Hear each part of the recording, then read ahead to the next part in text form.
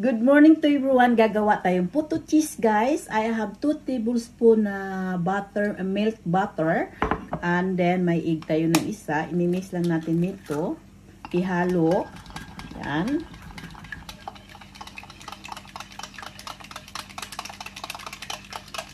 Paghalo-halo lang natin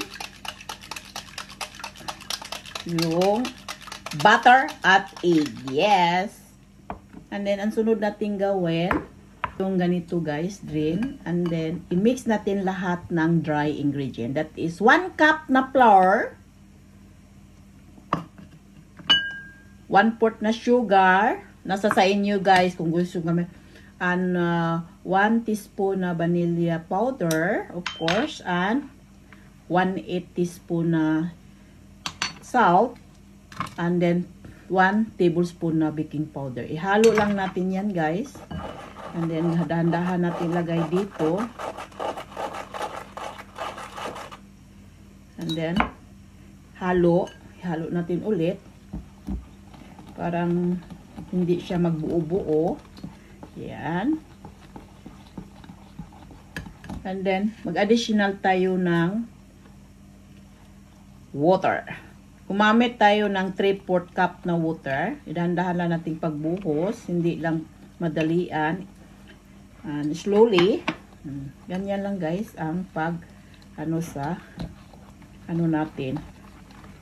Puto cheese. Yan. Then, ulit naman. Tuloy-tuloy pa rin. Mas maigi kung gumamit tayo dito guys para hindi mabuo-buo yung cake natin, di ba? Yung puto cheese natin. Napaka-simple at madali at napaka-easy. Ganyan lang ang pag-mix guys. Tuloy-tuloy yung pag-mix. Then dagdagan natin ulit ng water. Kailangan yung water na slowly lang ang natin, di ba? That is it. So, para hindi siya magbubuo yung mixture natin. Halo. Then, buhos natin ulit yung yung water. So, ito na siya guys. Halo lang natin. Halo-halo.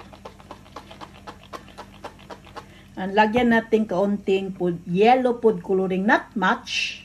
Para medyo makulay yung natin puto. Di ba? Yan.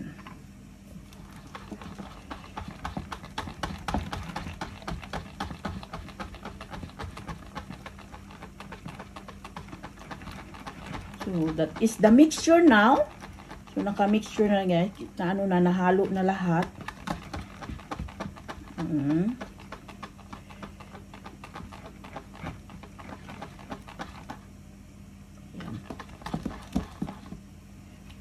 So, isit aside lang natin muna ito. And then, natin sa form.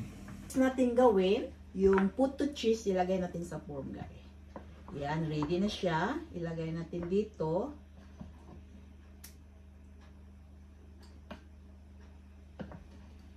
Bawat form. Ang ginawa ko, guys, nilagyan ko lang siya ng baking paper dye. Parang hindi siya madali siyang kunin sa panglagyan natin.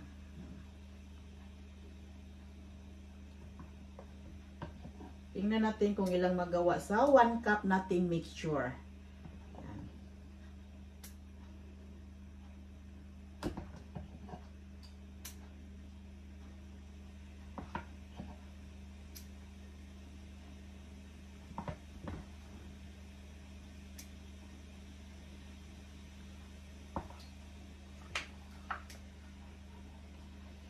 So, ready na natin i-steam guys.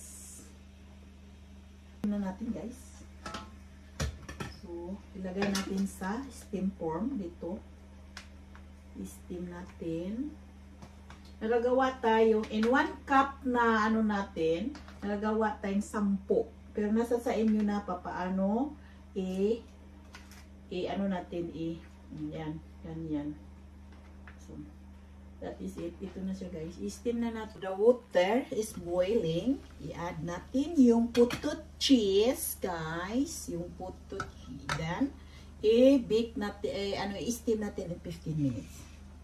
So, ang gawin natin, gumamit tayo ng clock. That is it. And 15 minutes, guys. Uy. Yeah. So, see you later. So, after and 15 minutes, guys, yung puto cheese natin, titingnan na natin, guys. Yes. And then, lagyan na lang natin siya ng cheese sa ibabaw.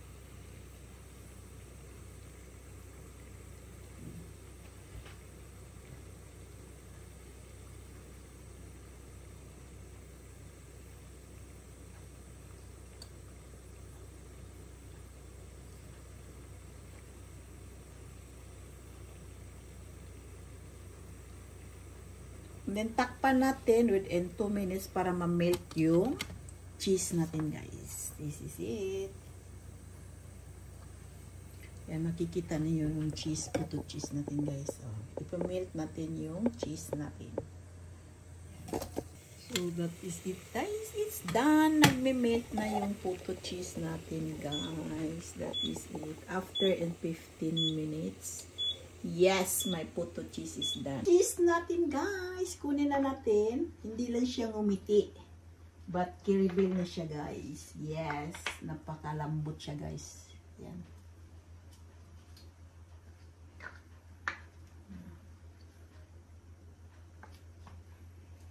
Mayroon siyang cheese sa ibabaw. The best. Yan. Napaano siya guys. Oh, napakalambot. And then, that is the cheese.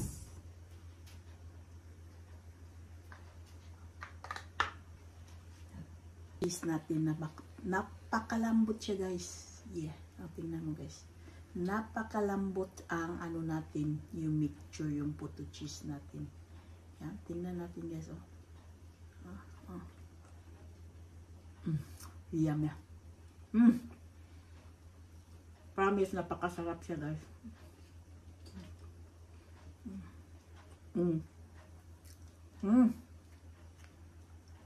Pwede pang breakfast. Sarap.